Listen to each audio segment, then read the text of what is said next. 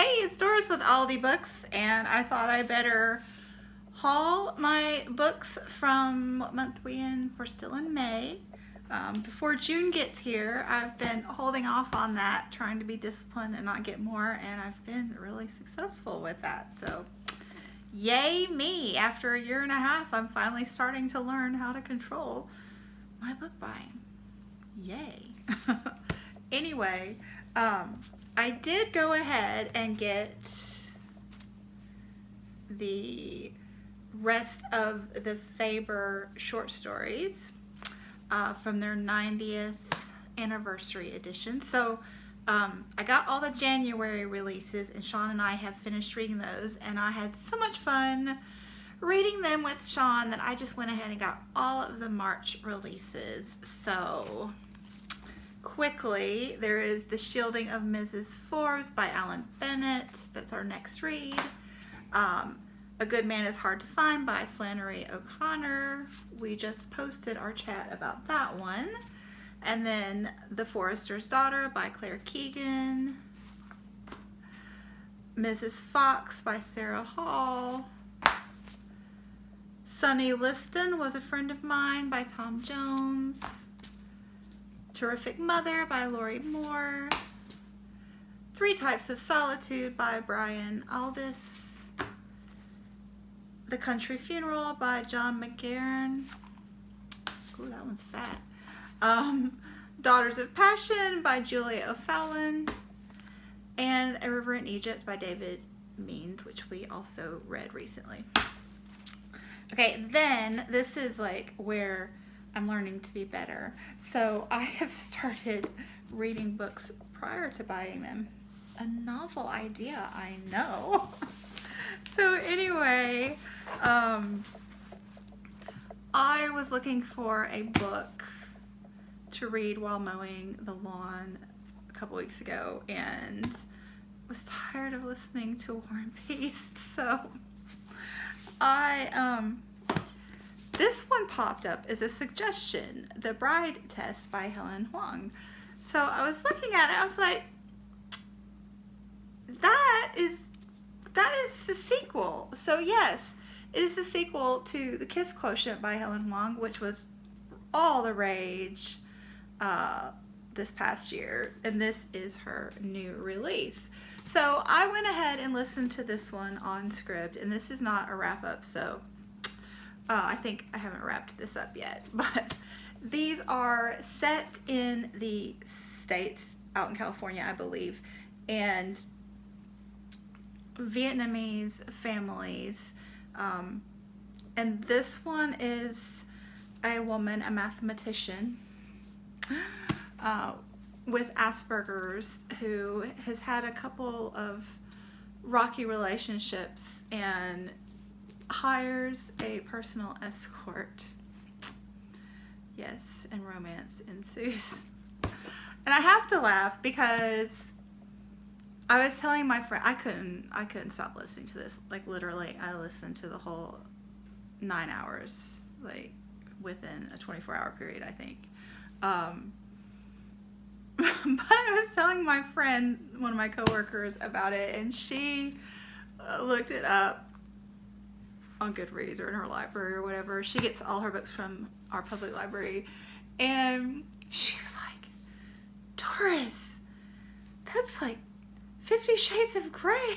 And I'm like, no, it's not. It's very, very steamy, but it's kind of the polar opposite of 50 Shades of Grey. Spoiler alert, the guy in here is like such a nice guy. He is such a nice guy. Anyway. And then this is a companion. So this one, the main character is the cousin of the main guy in this one. And he is also on the autistic spectrum, and his mother intervenes because she wants grandchildren. So she goes to Vietnam and brings home a potential bride for him, and I just found these books absolutely delightful. Anyway, not so delightful, but extremely well written. A Ladder to the Sky by John Boyne. Okay, this is not a wrap up. So I've actually already wrapped this book up because this was one that I read for round 1 of the BookTube Prize, and I just thought it was so brilliantly written that I wanted to have a copy from my library. So when I read Fruit of the Drunken Tree by Ingrid Rojas Contreras, I just went ahead and ordered the two together so I would have them because I just loved this one. And so these were both in my round 2 of the BookTube Prize as well. So I will be chatting about those hopefully tomorrow is my plan. So that's all I'm going to say about those for the moment. Okay. Then I went ahead and got part 3 of Showa, A History of Japan. This one's 1944 to 1953. And these are written and illustrated by Shigeru Mizuki. They are mangas. And Shigeru Mizuki actually, this is part historical nonfiction and part memoir of his life. And he actually was a soldier for Japan during World War II and lost an arm. It's been really interesting reading his take on it. And Bookish was asking if this touches on war crimes, and he's very well balanced in his views. He shows the flaws of the Japanese war machine and how they treated their peoples. It's written from his perspective, a lot of it, so things he actually went through.